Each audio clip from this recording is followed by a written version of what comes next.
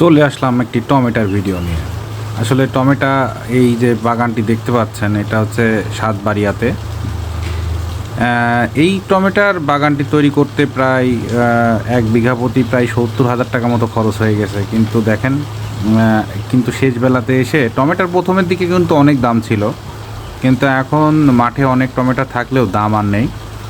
প্রতি কেজি এখান থেকে বিক্রি করছে খামারিরা, যারা হচ্ছে চাষ করেছে, এই যে যারা সামনে দেখতে পাচ্ছেন আর কি, এরা 2 টাকা কেজি বিক্রি করছে। বাজারে বিভিন্ন রেটে বিক্রি চলছে আর কি, 10 টাকা, 12 টাকা, 15 টাকা, যার কাছ থেকে যেমন নিতে পারছে, 8 টাকা, 7 টাকা নিয়ে যাচ্ছে আর কি। তো আসলে এই যে টমেটোগুলো যখন রোপণ করা হয়, বান দেওয়া হয়, আমাদের এদিকে বানই বলে, কেউ মই বলে। তো এটা সাতবাড়ি ভাঙাপুলের এরিয়াতে যেহেতু করছে, তো আসলে এই টমেটোগুলো আপনারা দেখতে পাচ্ছেন, অনেক টমেটো এখনও কিন্তু আছে। রাগ করে মাঠ থেকে আসলে তোলাও বন্ধ করে দিছে। কিন্তু আসলে এইভাবে কৃষকদের যে সঠিক সময়ে আসলে ফলনটা যদি পাইতো, তাহলে কৃষকের হয়তো লাভবান হয়তো। অনেক কৃষক অবশ্য লাভবান হয়েছে, অনেক কৃষক ক্ষতিগ্রস্ত হয়েছে।